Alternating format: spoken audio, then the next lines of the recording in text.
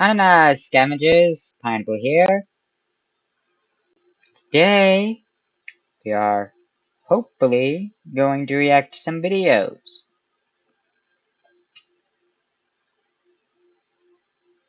Starting with this new dumb doggo video that I tried to do something with earlier, but it just did not work. Anyways, let's begin.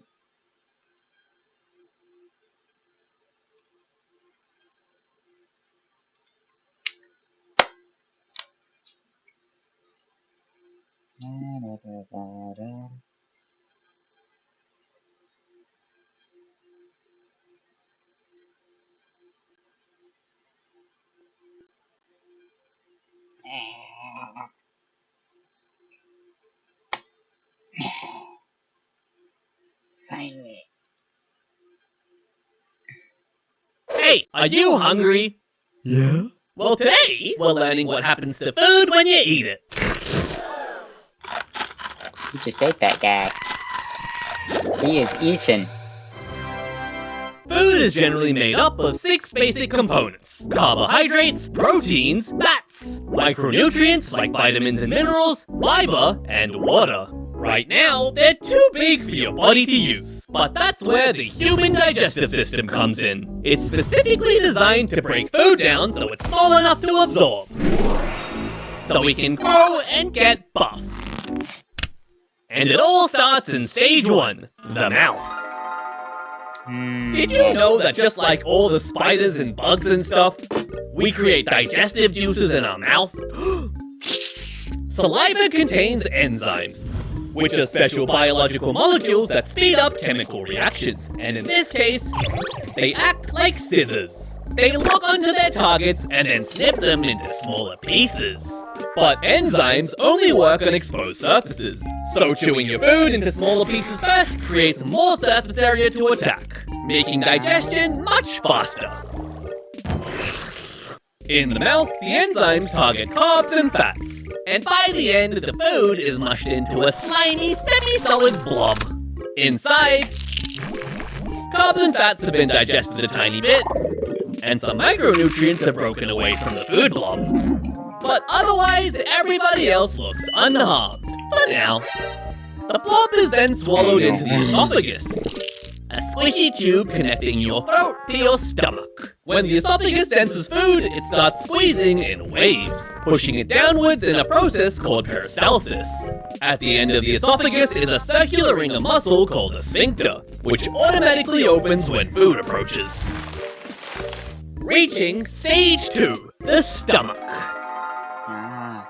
Stomach. Filled with corrosive hydrochloric acid. This acid is helpful for killing bacteria. You know, for when you drop your food on the floor and you eat it anyway. Although some bacteria like Salmonella and E. coli are acid resistant and can still give you food poisoning.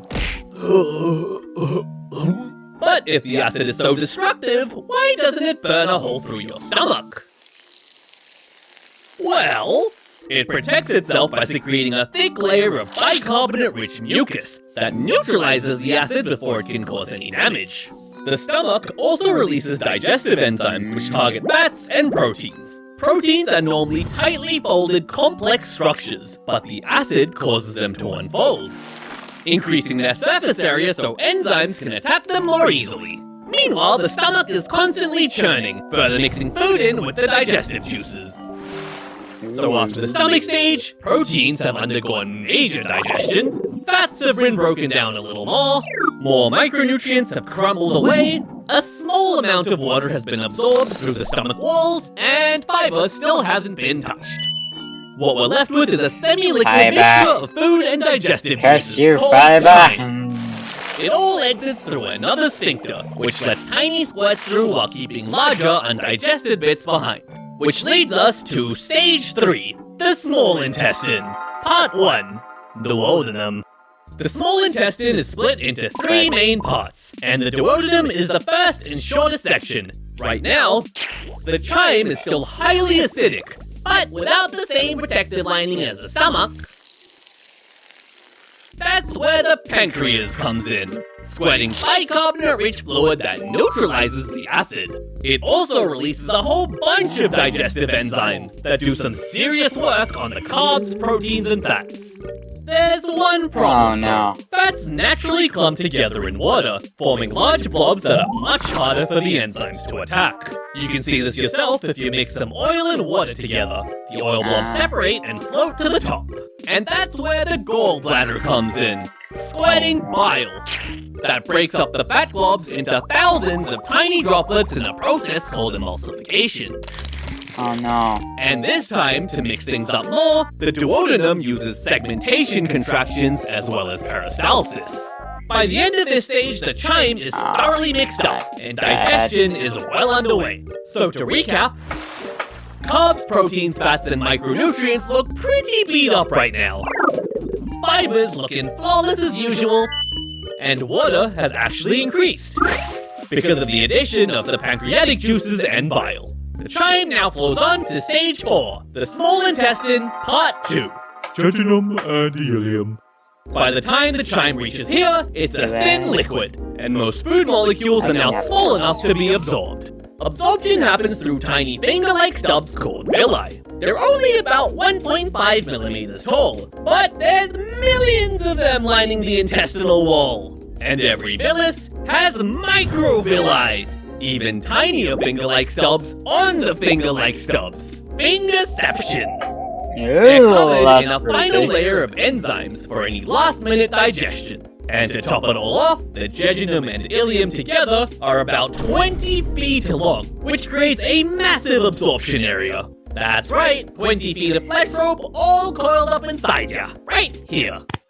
Now let's see what happens to our 6 victims during this stage. But first, thanks to Genshin Impact for sponsoring this video. If you've somehow never heard of it, Genshin Impact is an open-world action RPG where you explore the massive magical continent of Teyvat and harness the 7 elemental powers to battle powerful enemies, solve puzzles, and uncover the world's biggest mysteries. And the best part is you can play it on PC, mobile, and PlayStation. But right now is actually one of the biggest moments in Genshin history. Version 7.0 just launched, finally opening Snezhnaya, a nation players have been waiting over 6 years to explore. In this new update, you'll witness the Fatui Harbingers gathering together and finally meet the Cryo Archon. Version 7.0 also introduces 2 brand new characters, elegant 5-star Odette, known as the Frost Prima Ballerina, and 4-star Alyosha, whether those.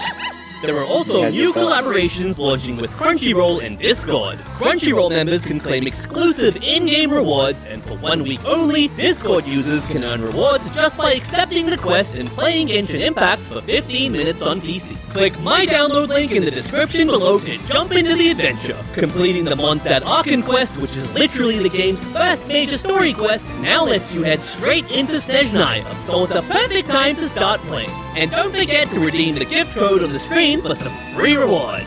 Thanks again to Genshin Impact for sponsoring this video. Okay. Now, back to our victims.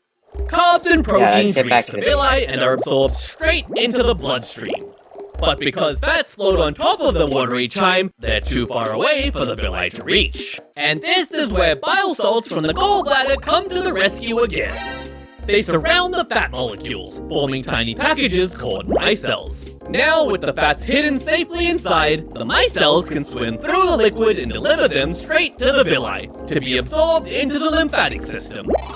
With micronutrients, water-soluble ones go into the bloodstream, and fat-soluble ones go into the lymphatic system, hitching a ride with their fat buddies. Some water is absorbed at this stage too, and because fiber is indigestible, it passes through without any absorption. It typically takes 2 to 6 hours for the food to travel through the stage, before eventually reaching Stage 5, the large intestine, also known as the colon.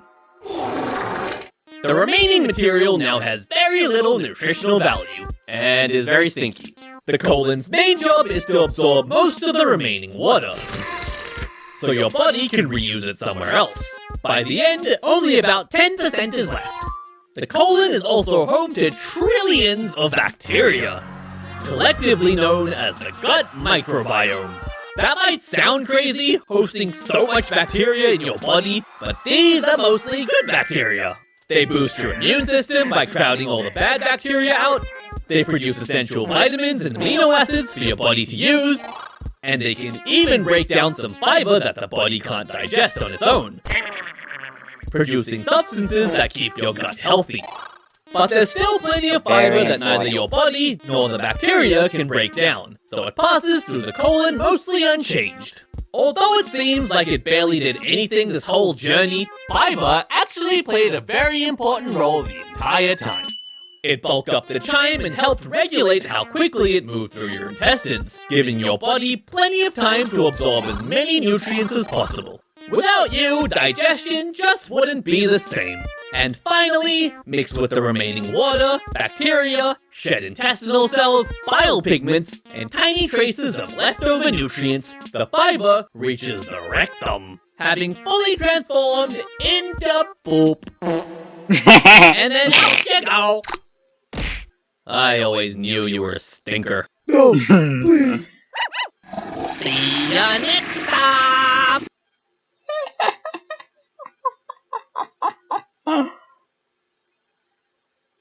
Alright. Alright, that one's pretty good.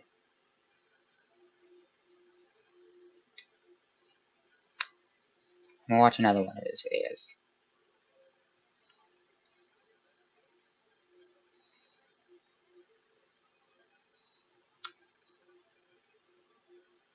Beatles, yes! I've already seen this one, but I don't care. I love the Beatles.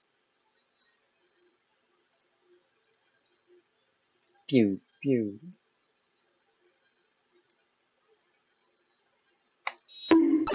Hello again, bug-sized That's man! right. Have you ever wondered what it's like to fight the deadliest beetles in the world? No? Well, let's find out. Challenger 1. Rhinoceros beetles. The Hercules beetle is the longest beetle in the world, growing up to 7 inches thanks to their massive horns. First, they intimidate their rivals and predators by making a hissing noise. But there's no way that's working on you, right? Oh, I guess I was wrong. Fleeing is a great choice, though. The Hercules beetle is actually quite slow on land, as its giant horn makes it difficult to move around. But I forgot to mention he can fly. A bit clumsily, though. Beetle. Now you would think that a Shut up, magnificent Richard. horn like this would do a great job at the old stabby, but his It's not a horn is stab. actually made of 2 parts, the cephalic horn and the thoracic horn. They're lined with hair and spines, and when he moves his head up, it creates a secure pinch grip. So it's actually used to grab you, hoist you into the air, and suplex you into submission.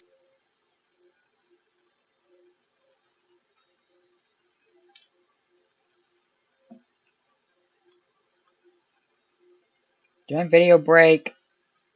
This is what I get for not listening to Gray J. I'll restart it. There we are.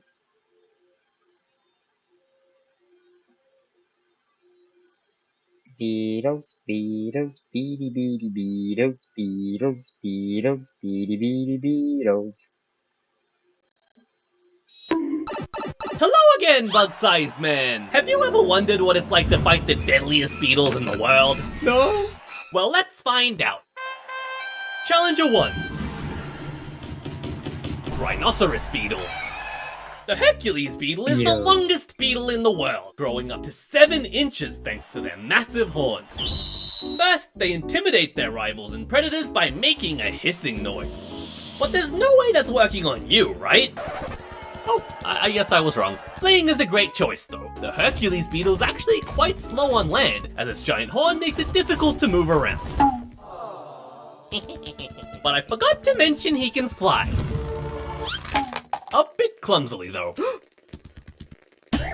Now you would think that It's a a beetle, magnificent they have horn like good this would do a defense. great job at the old stabby, but his horn is actually made of 2 parts, the cephalic horn and the thoracic horn. They're lined with hair and spines, and when he moves his head up, it creates a secure pinch grip. So it's actually used to grab you, hoist you into the air, and suplex you into submission. The It's beetle soup then that's approaches, idiot. ready for a snack after all that hard work. Here you go, boy. You did a great job. Turns out he's not carnivorous. He's just a peaceful beetle who eats fruit and sap, and occasionally beats up other beetles on the side. In front of the ladies, of course. Hercules beetles aren't the only horned beetles that exist. There's elephant beetles, Japanese rhino beetles, atlas beetles, and many, many more. Into the collection you go. Before we dive into the 10 other unique beetles on this list, let's learn some beetle lore first. Did you know that the Hercules beetle started off as a slimy grub? A beetle's life cycle has 4 main stages. First, all beetles start off as an egg, which are usually laid near a suitable food source. Second, when the egg hatches, a larva emerges and gets to snacking right away. And not all of them behave the same. The Hercules beetle larva feeds on rotting wood and leaves, but some other larvae are vicious, carnivorous predators.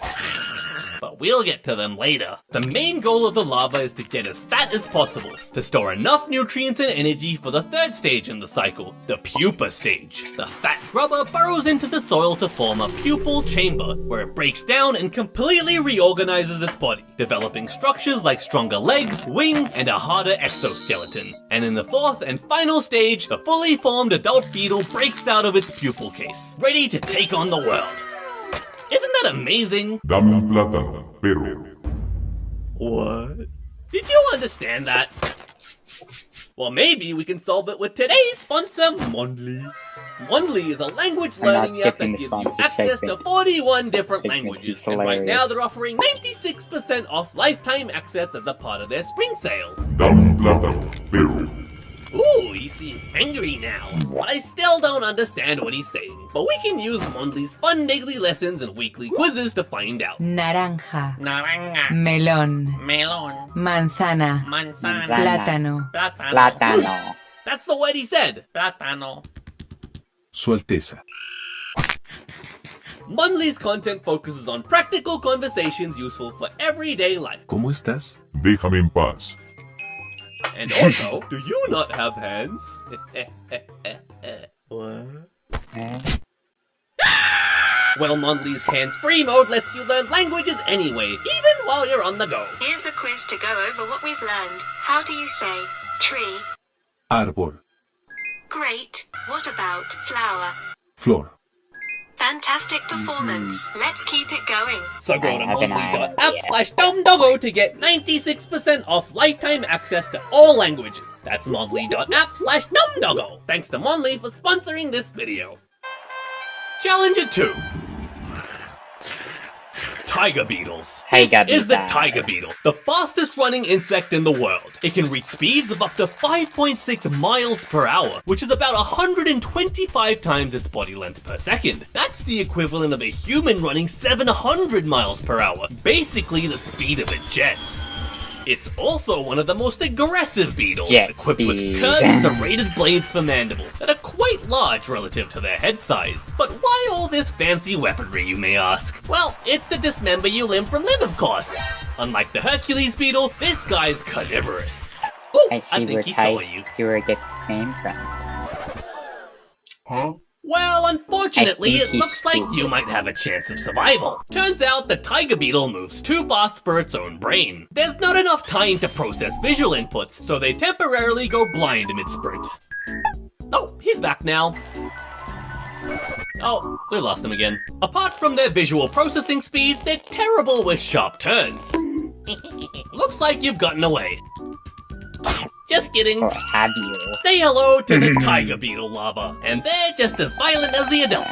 Their tactic is to burrow into the ground and wait patiently, and when prey like you stumbles along, they lurch out with lightning speed and grab you with their powerful pincers, pulling you inside.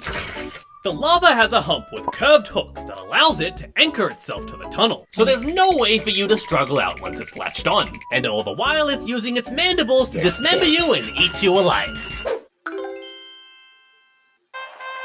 Challenger 3. I did not toxic know beetles. beetles grew fire. Next up, we have the second coolest beetle on this list, the forgot. Bombardier beetle. And inside its juicy booty is a toxic chemical weapons factory. What? There are two reservoirs inside the beetle's abdomen, one filled with hydroquinone and the other with hydrogen peroxide. When threatened, the beetle squeezes these They don't reservoirs, wanna mixing mess the with chemicals together in a chamber with a bunch of enzymes. The result is a violent exothermic reaction that heats up to the boiling point of water and builds up a lot of pressure too. The beetle then releases this as a hot, noxious sprays that can severely wound or even kill enemies. But you might be wondering, why doesn't this explosive beetle butt chemistry make him go? Well, a one-way valve prevents the pressure from going back into the beetle, ensuring that it can only leave through one exit, the Bombardier beetle's butt turret. The weapon is more like a Gatling gun than a flamethrower, as each spray is made up of a series of many rapid pulses per second. This helps the beetle avoid overheating and damaging itself, and unfortunately for you, it stores enough chemicals to repeat this pulsing spray for up to 20 times in a single fight. The beetle's butt turret also has a 270-degree range of motion, meaning it can protect itself from most angles. And if the boiling temperature wasn't unfair enough, one of the products of the reaction is benzoquinone, which is an irritant with a strong, stinky smell. So now you're in physical pain due to the burns, and emotional pain because nobody wants to be around you. Imagine if skunks. This dude is basically the skunk of beetles. He uses chemicals to defend against enemies. And the chemicals smell bad. And also have irritating properties. Except he's worse than skunks, because he can also leave you with burn wounds. Ow. I wonder if he's Australian. Probably not. Challenger 4.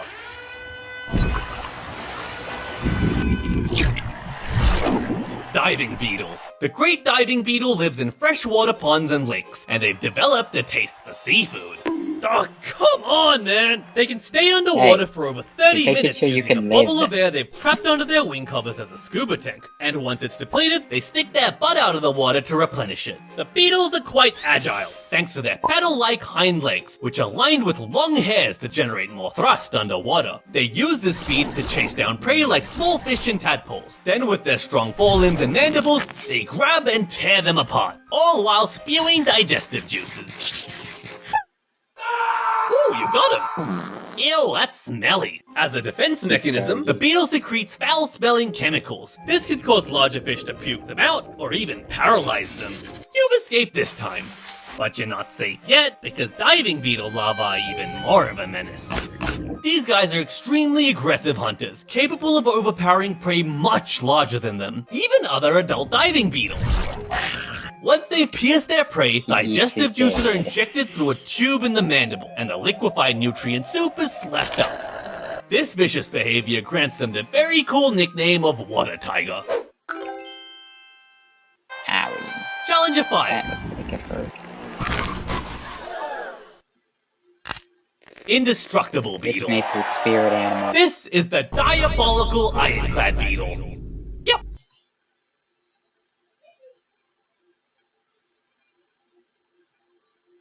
That is Maple spirit animal, like.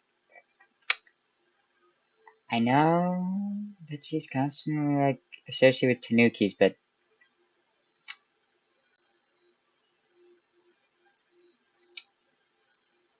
I've never seen an animal that specs so heavily into defense. That's its actual name. Ironclad because it's covered in almost indestructible armor, and diabolical because the guy who named it must have stubbed his toe on one.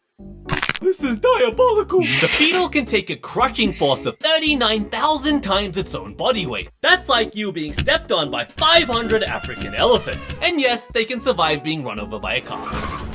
The diabolical ironclad beetle has sacrificed flight, and instead, its wing covers are permanently fused together to form an impenetrable exoskeleton. It's made up of multiple layers of tough chitin, interlocked in a jigsaw-like pattern that allows them to flex and absorb high impacts efficiently. Ironclad beetles can also live up to 8 years, which is way longer than the typical lifespan of most beetles. They've basically dumped all of their stat points into defense and HP, the ultimate tank build. So I guess you're not winning this fight. But you're in luck, because this guy ain't winning either. Despite its evil-sounding name, the diabolical ironclad beetle is actually quite docile, and it plays dead whenever it gets threatened. Why don't we call it a draw for now? Although, it's probably playing dead right now for another reason. If you're enjoying the video so far, it would help me a lot if you could hit the like button. Thank you. Goodbye. I've already Do it yet. I'm Challenge sorry, 6. Dung beetles. You might think that dung beetles are just stinky little bugs covered in poop all day. And you'd be right, but don't underestimate them, because they're actually one of the strongest creatures relative to their size, being able to pull 1,141 times their own body weight. That's like you being able to pull a fully loaded Boeing 737 by yourself. Dung beetles have a super sensitive sense of smell, which is great for finding new piles of poop. Their whole world revolves around it. They eat poop, live in poop, and raise their stinky little lava babies in poop. Different species show different behaviors. Rollers roll the dung ball to a safe spot to bury it. Tunnelers burrow into the dung piles and live in the tunnels underneath, and dwellers literally just live in the dung pile. Once a roller has captured a ball, they can't be stopped. Literally, the beetle rolls its ball in a straight line no matter the obstacles. If it gets knocked off course, it gets up on its little poop perch and uses the sun, the moon, or light from the Milky Way galaxy to reorient itself.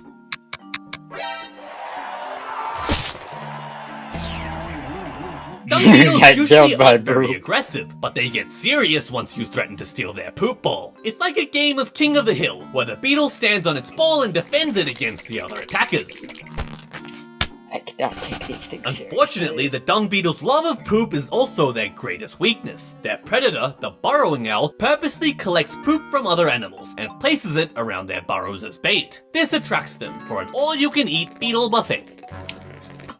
I should specify, it's a buffet for the owl, not the beetle. The beetle is dead. Challenge 7.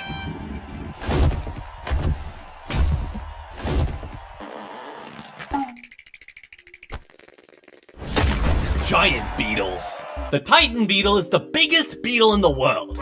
Hey, don't look at that guy. His horn doesn't count. Anyways, Titan beetles can grow up to 6.5 inches long, and their large mandibles produce enough force to snap a pencil in half.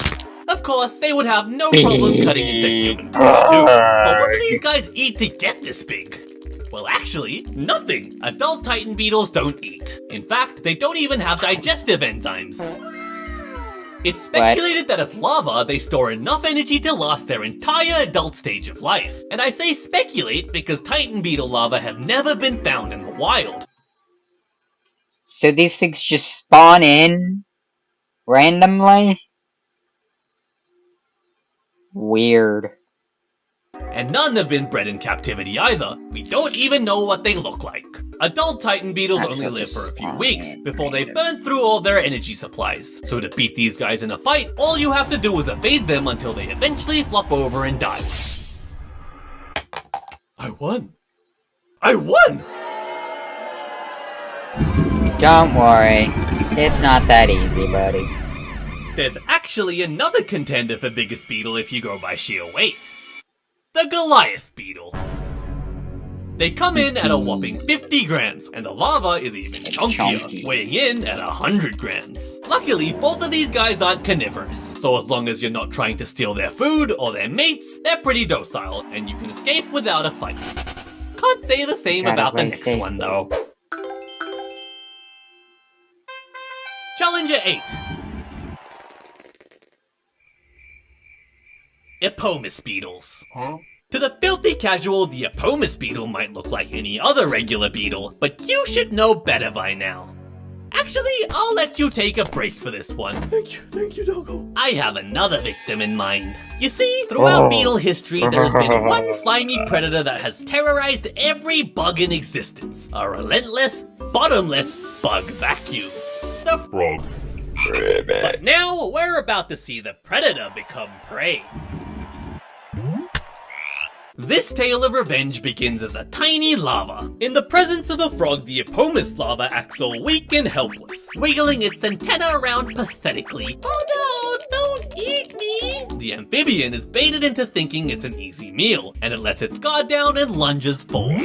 And that's the last mistake this frog will ever make. The lava dodges and immediately counterattacks by sinking its creepy double-hooked mandibles deep into the frog's slimy flesh. There's no chance for the frog to struggle free as the lava slowly slurps up its body fluids, eating it completely. Even if the frog managed to swallow the lava, it's been known to latch on from the inside, usually causing it to be violently regurgitated, and free to attack the frog again. Once the lava transforms into an adult, it doesn't even bother with the bait-and-switch playstyle anymore. Instead, it relentlessly hunts the frog down and latches onto its back. And then, using its mandibles like scissors, it cuts through the muscles and tendons of the hind legs, disabling the frog's ability to jump and escape. Then, it can take its sweet leisurely time to eat the frog alive. In my opinion, this is the coolest beetle on the list. But get back in there. There's more deadly beetles to come.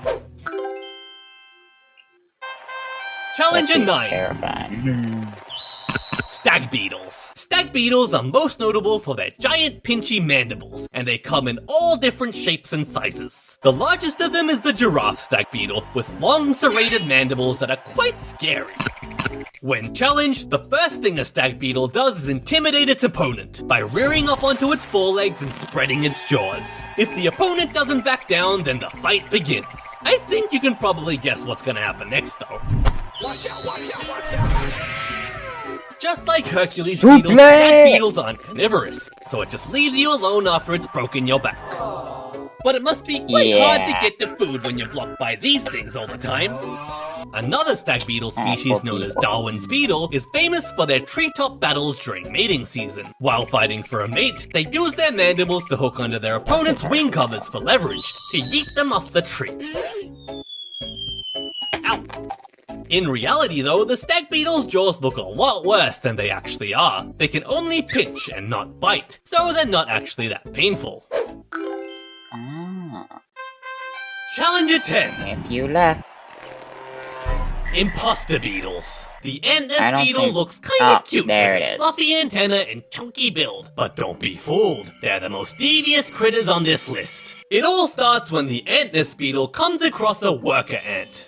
Oh, come on! The beetle secretes pheromones, which the ants go crazy for, and at the same time, they also use an acoustic mechanism to imitate the sounds of a queen ant.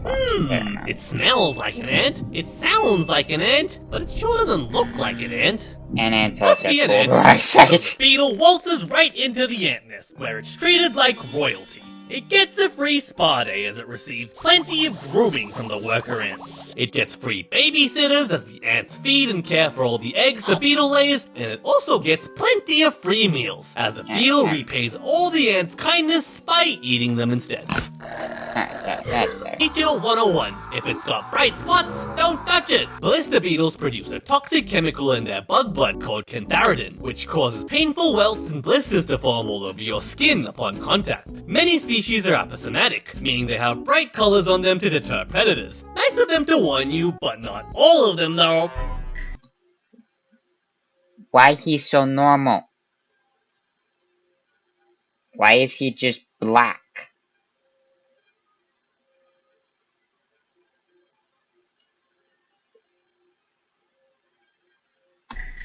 Blisters form after an hour or so, and in most cases heal in about a week. But if you decide to crush the beetles up into a powder and eat them that way instead, you'd feel severe stomach pain and nausea, followed by blisters in your mouth and throat. Depending on how many you ate, in a few hours you might have kidney damage and you could even die from organ failure.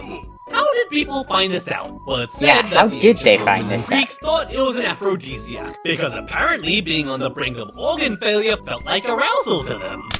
In the modern world, however, blister beetles are huge pests. They eat the leaves off of crops like potatoes and tomatoes, and even worse, they can get into the food source of livestock, like hay for horses. Horsey. Very important. We liked the horsey. Who do you think would win? One horse or a couple of stinky beetles? Well, ingesting just 4 grams of blister beetles can actually be fatal for the horse. I guess technically there was no winner in that fight though. Apart from the chemical defenses, blister beetles don't have much going for them. They've got small mandibles that aren't very good at biting, and their exoskeleton is pretty weak. Maybe this is a fight you can actually win. Really? I wouldn't take his word for it. Maybe not. The collection's finally complete. Now, I know what you're all thinking. What kind of beetle are you, Doggo? Well, how did you know?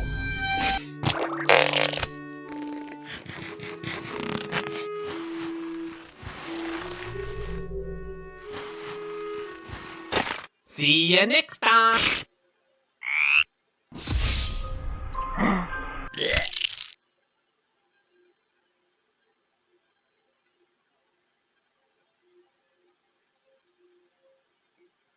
Alright. We should find another thing to watch. This team has not been going on very long. Yeah, sure. Deadliest spiders.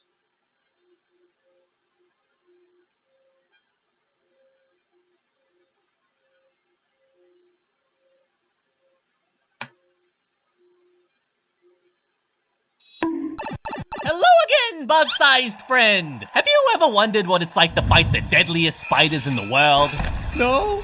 Well, let's find out. Challenger 1. Black Widows. Despite their size at a cute 1.5 inches, the Black Widow is one of the deadliest spiders in the world. Drop for drop, its venom is more potent than most rattlesnakes. But in a fight... Right. Oh. No, right. Fudge. And no one's watching.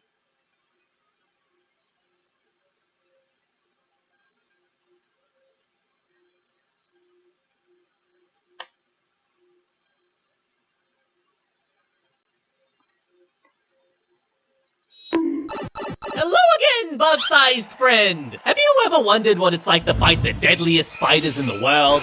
No? Well, let's find out. Challenger 1.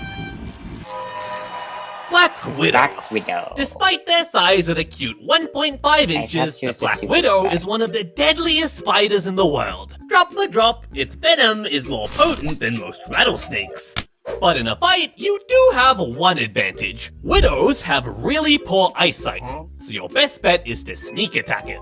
But first you'll have to navigate its messy maze of tangle webs, and some strands are laced with sticky glue droplets. Just grazing against one is a death sentence. But what looks like a random mess of silk to us is actually an intricate network. And disturbing a strand in this network sends vibrations back down to where the Widow rests, alerting her to your presence. It's kinda like those laser tripwire rooms you see in spy movies. You could try cutting yourself out, but Widow silk is tougher than Kevlar. And more wriggling means you get more tangled, which creates even more vibrations. And as soon as she senses you, she bolts towards you. She bites using her fangs, injecting venom straight into your veins, and it paralyzes you instantly. Most spiders feed in a similar way, first squirting digestive enzymes to liquefy your internal tissues, and then slurping up that sweet, sweet nutrient soup, leaving behind a shriveled husk. Just like how she cannibalized her husband! Thankfully, Black Widow bites are rarely fatal for most non-bug-sized humans. I think that's why she's a widow. But you might end up with symptoms like muscle pain and cramps. Some other spiders on this list aren't so nice though. Into the collection you go. Challenger 2. Trapdoor spiders. Trapdoor spiders are devious hunters that can span up to 3 inches long. And as their name suggests, they create trapdoors using silk, soil, and leaves. And they're so well constructed that they camouflage perfectly with the ground. The trapdoors are rigged with silk tripwire, so as soon as you bump into one, The spider bursts out, grabs you, and pulls you inside in a blink. It's adapted to be super efficient at this, with strong spiny front legs to grapple prey and powerful fangs for piercing and crushing. And in case you try to resist, some trapdoor species even have armored carapaces for additional defense. In my opinion, it's a high-risk, high-reward hunting strategy though. Like, what if a predator triggers a tripwire instead? I'd have to get pretty lucky considering the beetle has multiple tripwires for a reason. They help tell us how big the thing is. So, if something's like really big and heavy, it's going to trigger a lot of the tripwire. Mita's going to be like, I don't think I want to mess with that. There's another species called the ravine trapdoor spider, and it kinda looks like the devs forgot to hit extrude on its butt. But the flat butt actually makes a tough shield. Kinda looks like an Oreo. So in the off chance that you manage to dodge the spider's first attack, it can retreat and plug its burrow with its shield butt. Before we fight the 7 other unique spiders on this list, let's go through some spider lore first. What makes a spider a spider? Is it the 8 legs? Well, this dude has 8 legs. No, the good spider. Well, not you.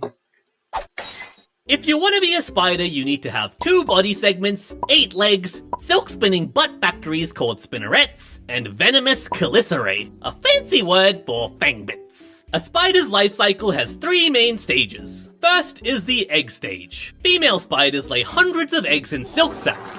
Some species stick them to their webs and guard them till they hatch, while others, like wolf spiders, carry them on their butts. Second, we have the spiderling stage. The eggs typically hatch in a few weeks, and the spiderlings that pop out are usually a mini replica of their adult versions. For most species, the spiderlings are left to fend for themselves, but the wolf spider is a rare case and carries them all on her back. As a spiderling, all you need to do is find food and survive, but your hundreds of brothers and sisters all need food too. And right now, you're looking like a yummy snack. To escape from cannibalism, the spiderlings run away, if they can, or some use a special ability called ballooning, where they release silk threads into the air and peace out on a silk parachute. I'm free! Another big part of this stage is molting. Because spiders have an exoskeleton, in order to grow they need to constantly shed their skin to provide themselves with more room to get bigger. Can we appreciate how difficult it would be to pull all 8 of your legs out of your exoskeleton? Like, I can't even get out of my 2-legged pants without... After roughly 5 to 10 molts, depending on the species, the spiderling finally moves on to the adult stage. Now the spider is at its full size, and this is usually when their colorful markings are most prominent. If you're a male spider, for most species, it's pretty much a wrap for you at this point. You're at risk because you have to wander out of your nest to find a mate, or if you do manage to find a mate, she'll probably eat you, or even if none of these things happen to you, you'll probably just drop dead right after anyway. Because biology. If you're a female spider, you can have a much more fulfilling adult life. You're often way bigger and scarier, and you usually live much longer too, producing multiple egg sacs over your lifetime. And then the process repeats. Aw, you itching to get back into it, little guy? No, I'm not. Challenger 3. Ogre-faced netcasters.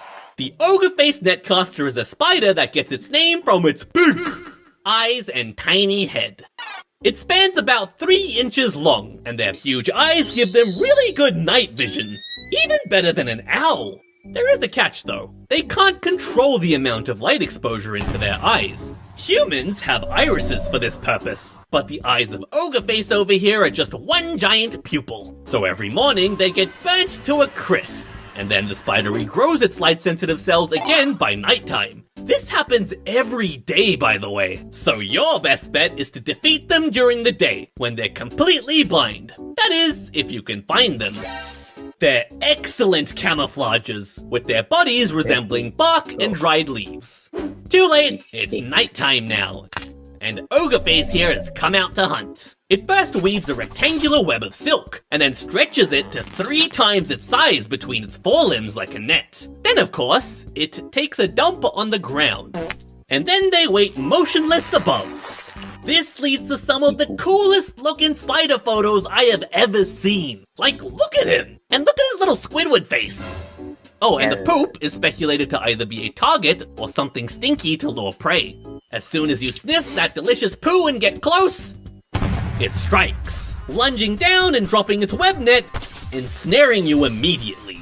It wraps you up a bit more just to make sure you're nice and comfy, and then it digs in.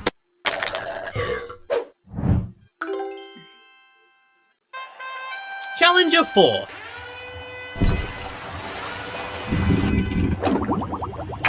Diving bell spiders.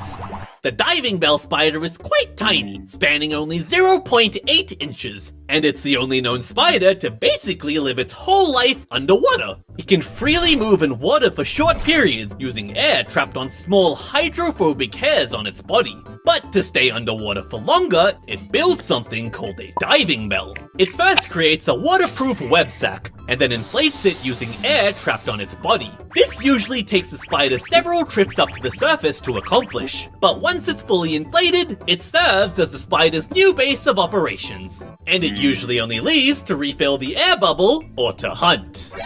Its diet consists of aquatic bugs, tiny crustaceans, and sometimes even small fish. And it hunts by detecting the vibrations of prey in the water. But it can't really eat you in the water because the digestive enzymes it squirts out would just get diluted. So instead, it drags you back to its little spider bubble where it can chow you down in peace. Challenger 5. Giant Antarctic Sea Spiders. The giant Antarctic sea spider lives underwater along the coasts of Antarctica, and they can grow up to 30 inches long! That's like the size of a small dog! I don't know how I feel about this anymore. It's not exactly known why they get so big, but there's a couple of theories. One is that Antarctic water is very oxygen rich, and the extra availability helps them grow better. Also, bigger bodies can store more energy in food-scarce environments, and can also deal with the crushing pressure of the ocean better. But despite having spider in their name, they're not spiders. They belong to a group called Pycnogonids, which is kinda like a distant cousin to spiders, so close enough for me. They're so weird though. They have no lungs or gills, and instead breathe through their super long legs. Plus their body is so small that they don't have enough space to store everything in there. So they keep some vital organs in their legs too. Not really sure what you can do about this guy. Maybe you could crawl into its leg and block its breathing pipes or something. But it's got a bunch more of them though. These sea spiders feed super slowly using their long tubular proboscis to pierce soft-bodied prey like you. They then squirt digestive enzymes and suck up that nutrient soup. Isn't that great? Even though it's so big, it still eats like all its other little spider friends. You know, when I found out these guys could get dog-sized, I was curious about something. So I asked you in this community post. If you had to pick a dog-sized spider...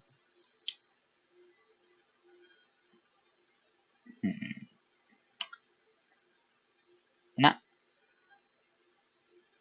Probably would be vampire jumping spider. 'Cause, I mean, it's a pet, right? So obviously it wouldn't attack me. Jumping spiders are very cute. Like one the size of a chihuahua could probably take care of all the pests in this entire house.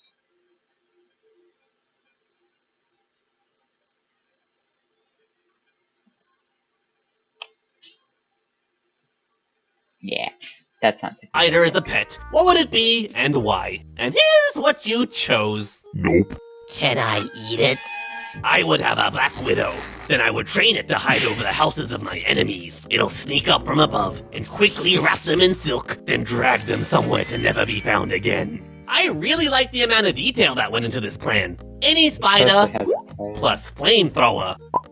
Wait, that's not what I meant! Diving bell spider. I could take Spooter on fishing trips, and could also sleep over in Spooter's underwater nest, and watch whatever's going on in the lake above me.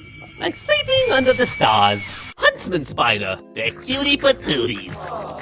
An orb weaver, because it can make me a nice warm blanket every day. That sounds so cozy. She could even make you warm clothes, a warm scarf, wrap you up nice and tight. Blech. I would finally be able to Eat spider legs. I think it would be nice and crunchy if you shave and deep fry it. I've heard spiders taste like chicken. Can I ride it like a horse? Yes. Can I climb up walls with it? Yes. Is it big enough to ride into battle? Yes. Jumping spider. It's kinda cute, especially when wearing its water hat. Thanks for your ideas. Back to the video. Challenge 6. Wandering spiders. This spider is one that you definitely don't want to pick a fight with. Unluckily for you.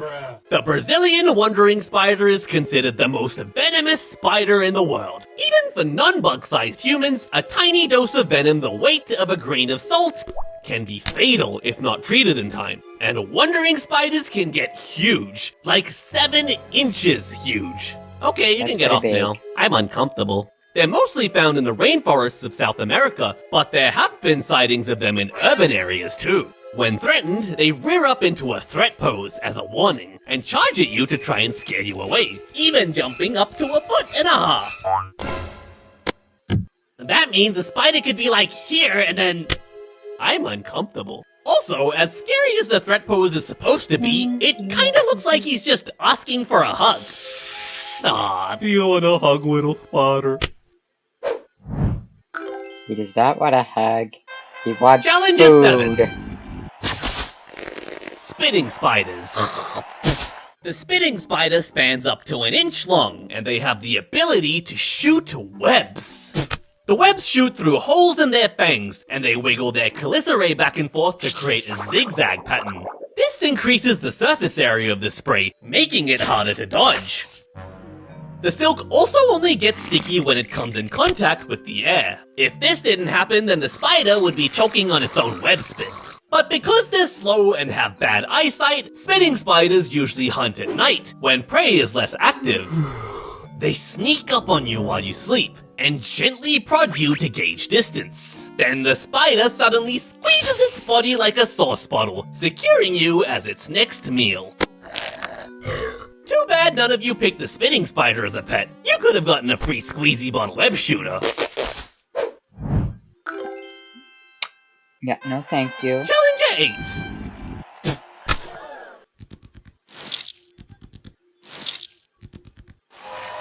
Bolus spiders. The bolus spider is a tiny orb-weaving spider, spanning under 1 inch long, and they have one of the most unique hunting strategies, specializing in hunting moths. No. First, they spit out this gooey, webby snot ball, and lower it down on the end of a silk line, kinda like a fisherman. The shiny goo blob smells like a female moth to your moth brain, so you're entranced, and you fly towards it expecting to find your new wife. But instead, the spider smacks you in the face with sticky spider spit and catches you on its line. Then all the bolus spider needs to do is reel you into a venom-filled bite. Challenge 9. Purse-webbed spiders. Purse-webbed spiders are dark, chunky, and have super long fangs that are way too big in relation to their bodies. They're often mistaken for tarantulas, although they only grow up to 2 inches long. But you'll get to meet these guys soon. Purse-webbed spiders build a unique web in the shape of a tube, usually up against a tree so that it's camouflaged. The spider chills in the tube for its whole life, usually never ever coming out. When a bug-sized brain like yours sees the tube, it gets curious. Are there cookies at the top? Cookie. Before you notice your mistake, Where's the cookie? the spider lunges to your position from the inside of the tube, and using its ginormous fangs, it pierces through the silk wall and straight into your guts. You're probably dead already, but you get a dose of venom as well, just to be sure. and then carefully, the spider cuts a small opening in the tube and has pulls been your impaled. corpse inside, sealing it again before it begins feeding.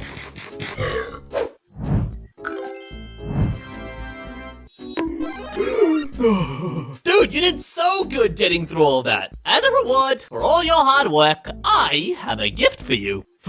For me? That's right! Another 12 more unique spiders to fight right now! This was just the warm-up round. Don't forget to subscribe! And click here to watch more spooters. Also, subscribe.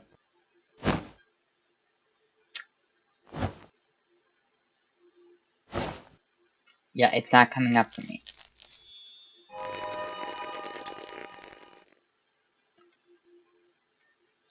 So obviously, we're watching part 2.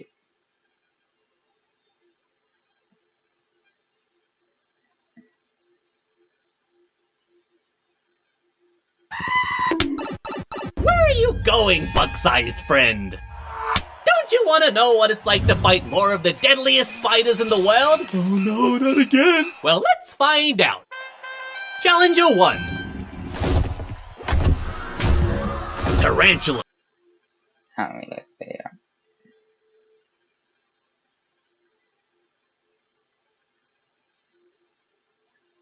Tarantulas. The Goliath bird-eating spider is the largest species of tarantula, and it spans up to 12 inches long. Now you, yes, you watching this video, open your palm and look at it. This spider is significantly bigger than what you're looking at. Just a fuzzy little friend. Although they're not too venomous to humans, their massive 1.5-inch fangs can easily break human skin. But on the rare chance that you're able to put the tarantula on the defensive, the spider is equipped with a special weapon called urticating hairs. When it's fleeing, it uses its hind legs to quickly flick off jagged bristles that cloud the air behind it. The bristles are a severe irritant and can get stuck in your skin and eyes, preventing you from pursuing. They're typically slow and stealthy hunters, suddenly lunging.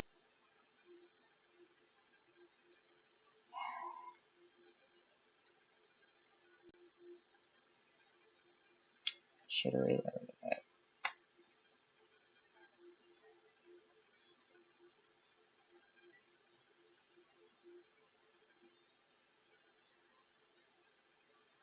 Anyways.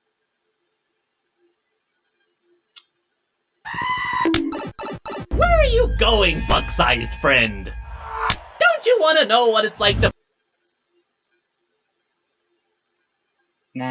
hunters suddenly lunging at prey when they get close enough?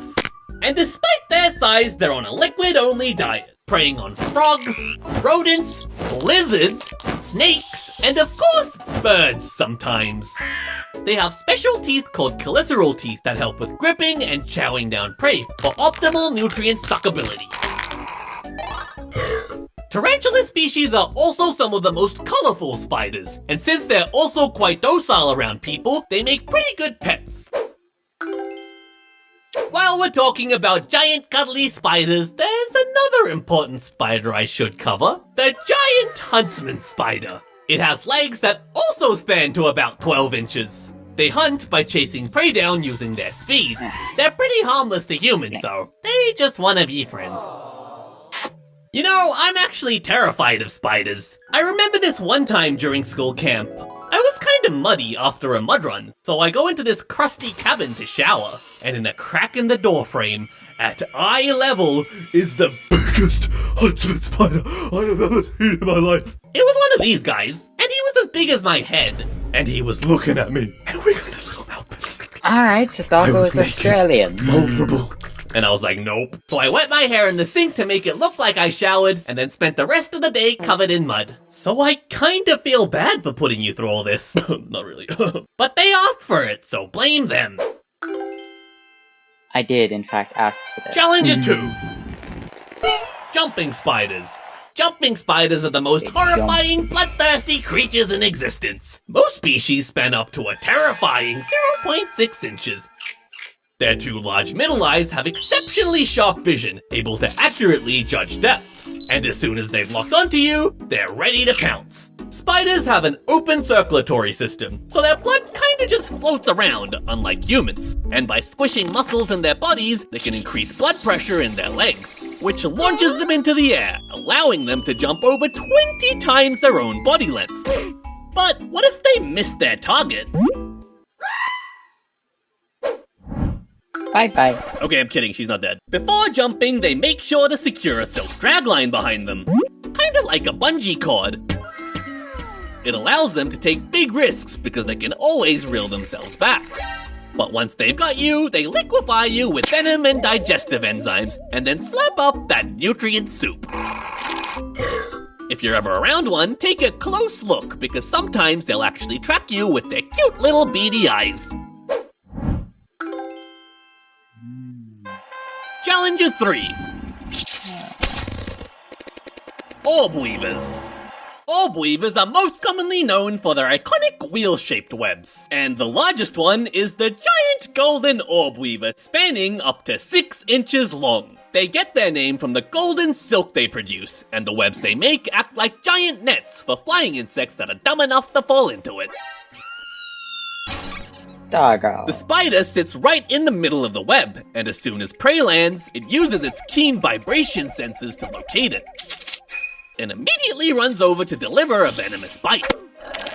But that's only one species, and there's so many more to talk about. So, Orb Weaver Spider Speed Round. The longhorned orb weaver has crazy looking long horns, possibly because it makes it really hard for predators to swallow it. This is a decoy building cyclosa spider, right here. The rest is a decoy built using debris, to trick predators into picking the wrong thing instead.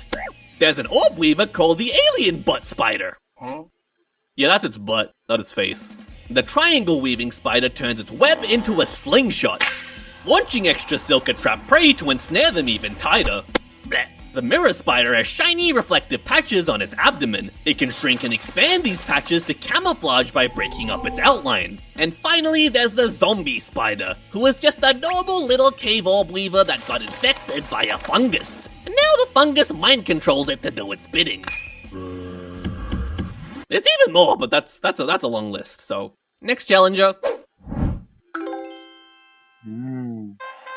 Challenger 4. Assassin spiders. Assassin spiders are quite tiny, only growing to about the size of a grain of rice. But under the hood, they look like pelicans. Which is why they're also called pelican spiders. But they're mostly known as assassin spiders because They assassinate other spiders. they can track down spiders by their webs, carefully tiptoeing over any trigger lines to avoid alerting them, allowing them to get within striking range. Then, using their long curved jaws and their extendo neck, they attack from a distance. This range makes them very difficult to counter. Once they've skewered you, they hoist you into the air, inject venom, and eat you, all while staying safely out of reach.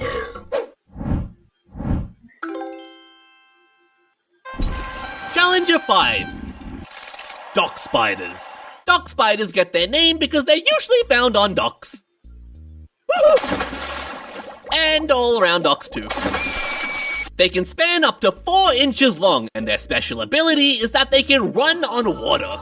They can do this thanks to surface tension, which makes the surface act like an elastic sheet if you're light enough. Their weight is also spread evenly across 8 legs, each covered in water-repelling hairs that keep them from sinking. Hey, I have hairy legs. Can I do that? Nope, you're too fat. Dock spiders don't use webs to hunt. Instead, they kinda use the water surface as a web. They sit on the surface and listen for vibrations. And as soon as they detect movement, they bolt. They're big enough to catch small fish too, and despite how scary they look, they're not dangerous to humans, and just want to keep you company while you're fishing.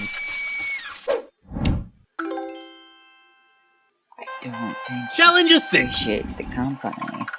Crab spiders. Crab spiders get their name from their crab shape and the fact that they usually walk sideways. How is this not just a crab then? They're quite small, growing up to 1 inch long, and they mainly prey on pollinators, so they love hunting near flowers. So you're attracted to the sweet scent of nectar. The species you're facing is the goldenrod crab spider, but where is it? It has the special ability to change colors between yellow and white to camouflage with the flowers, but the process can take several days. These changes are triggered based on visual cues, which scientists found out when they blacked out the spider's eyes and it couldn't change color anymore. They have a pretty low success rate at hunting though, because they're usually trying to catch flying prey with their bare spider hands. But with no wings, you're an easy meal. There are so many unique crab spider species and abilities. There are bird poop crab spiders that both resemble and smell like bird poo. They use this ability to lure in prey that like stinky doo-doo. And there's also a species called the ant-mimicking crab spider, which resembles an ant by sticking its front 2 legs up as antennae to stealthily infiltrate ant nests and eat them. Man, ants have it rough out here with all these imposters. Oh no. Challenger 7. Funnel web spiders.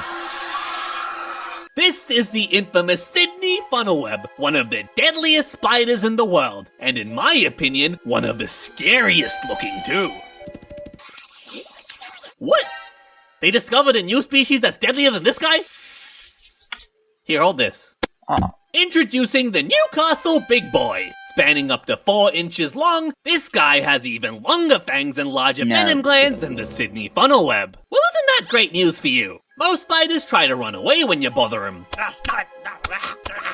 But funnel webs stand their ground by rearing up and displaying their fangs, which are strong enough to punch right through your fingernail. Using venom is quite expensive for spiders, and most use it sparingly.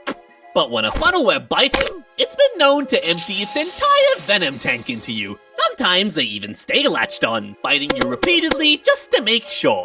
In the worst case, even a non-bug-sized human could die from a bite within 3 hours. But an anti-venom was created in 1981, and ever since there have been no recorded deaths. This one's unrecorded. Interestingly, their venom is not very effective against other mammals like rabbits.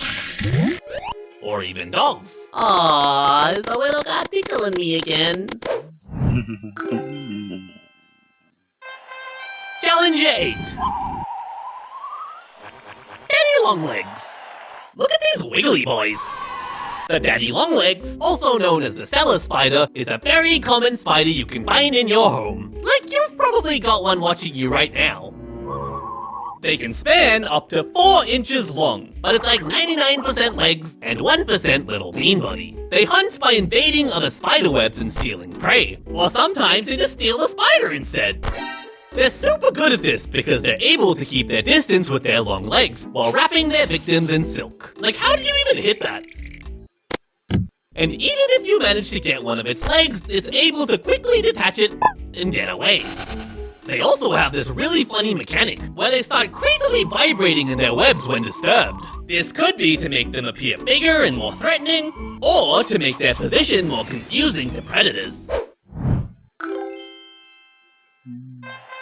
Challenger 9. Ant-slaying spiders. The Australian ant-slaying spider has one of the coolest hunting abilities of all spiders. When you face off against him, he doesn't look too tough, but then the next second he's gone. And he's cartwheeling right over you, and in midair, he attaches a piece of silk to your back, landing gracefully behind you. And then he continues to twirl around you, wrapping you in silk before you can do anything. And what's even crazier is that in the wild, all of this happens vertically, on the side of a tree. Once the spider's done, it's pretty much a wrap for you. He bites you and sucks out that nutrient soup. Challenger 10. Brown recluses. The brown recluse is most famous for its flesh-melting, necrotic venom. But despite being one of the 4 deadly spider horsemen of the apocalypse, it's probably the most misunderstood spider. They get their name because they literally don't want to get in your way. The spider's first instinct is to run away. When cornered, they use these quick horizontal movements to avoid being touched. Or sometimes they even play dead. They really just want to be left alone. If you keep bothering them after all that, well, you were asking for it. The venom of the brown recluse contains a special toxin called sphingomyelinase D.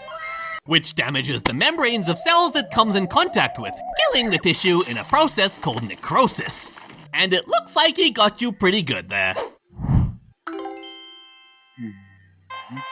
Challenger 11. Camel spiders. Camel spiders span up to 6 inches long, and these guys look absolutely terrifying. Like, look at these choppers. And remember that a lot of you wanted this as a dog-sized pet. But despite their name, technically, camel spiders aren't even spiders. They're actually camels, wait. They aren't spiders because they don't produce venom or spin webs. But they are arachnids of the order Solifugi. And they have 8 legs, so I'm counting them anyways. They can run at speeds of up to 10 miles per hour. And once they reach you, they use their giant choppers to tear and grind you apart. Their creepy jaw mechanism is super specialized for this. They have gotten a bad rap for chasing humans in real life though. I can see why that's concerning, but they're not actually trying to attack you. Apparently, they're just trying to get into the shade you create, because deserts are hot, dude. As you move away from the scary spider, your shadow moves, so they keep chasing you. So you should just stop and be friends with him.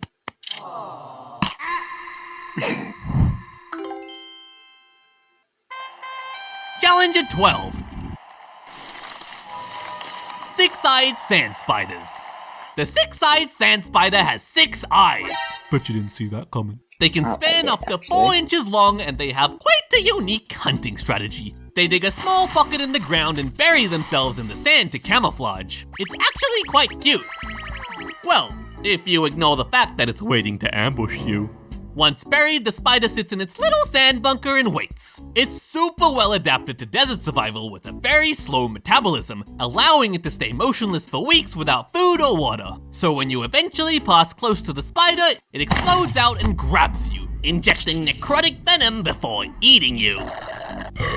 Fortunately, these spiders are extremely shy, so they rarely bite non-bug-sized humans. But toxicology studies have shown that it potentially has the strongest venom of any spider known to us, like on the same tier as the Brazilian wandering spider and the funnel web. And that's it! For real this time. Well, until my next collection is ready, that is. If you like the video, subscribe, like, do a backflip, kiss a spider, and see ya next time!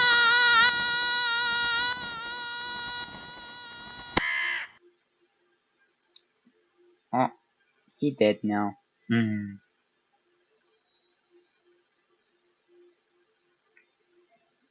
Alright, let's find another video to watch.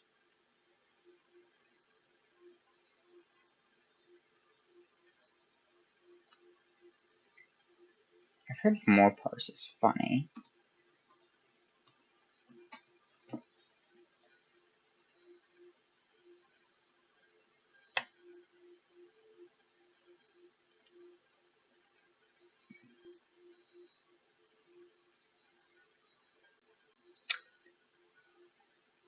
Yeah, I'm not really seeing any. Alright, I can't access shorts from here. And it's just shorts that are funny.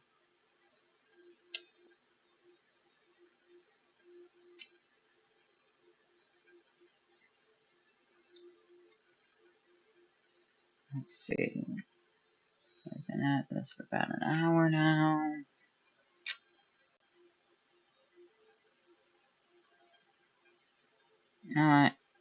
Yeah, let's just be done. Yeah. See you next time, scavengers.